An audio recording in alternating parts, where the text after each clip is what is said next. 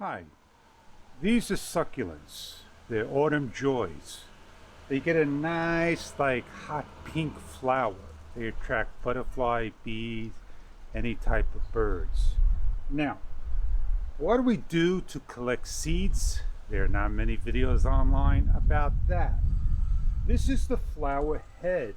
After they flower, what we're going to do is take the head. We're going to just chop it off, because we don't like to see just dead heads. And these are the flowers. You're going to put this in a brown paper bag, right? And after a while, if you just simply shake them out, there will be seeds in here. And these seeds will be fine. They'll be very hard to see.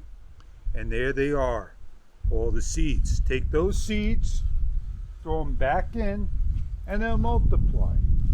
Now, another way of growing sedums is you take off a number of leaves, and then you take the stem and you place it back in the ground. But the other way of growing succulents is to grab the stem from the very bottom over here and pull your best downward.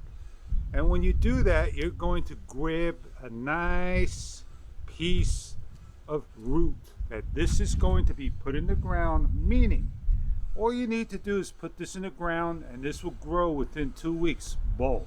You could put them in water, they'll grow. The leaves will take in the water and keep that water for a long time. So I hope you learned something new. I'm not a gardener.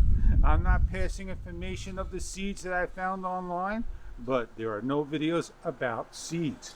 So I take my stems, I place it back in, and then I take my flower head and I cut off, and in a couple of weeks this will re-root and I'll have more succulents. Over the winter, I don't cover these. They will come back and grow and they'll multiply like you cannot imagine. So I hope this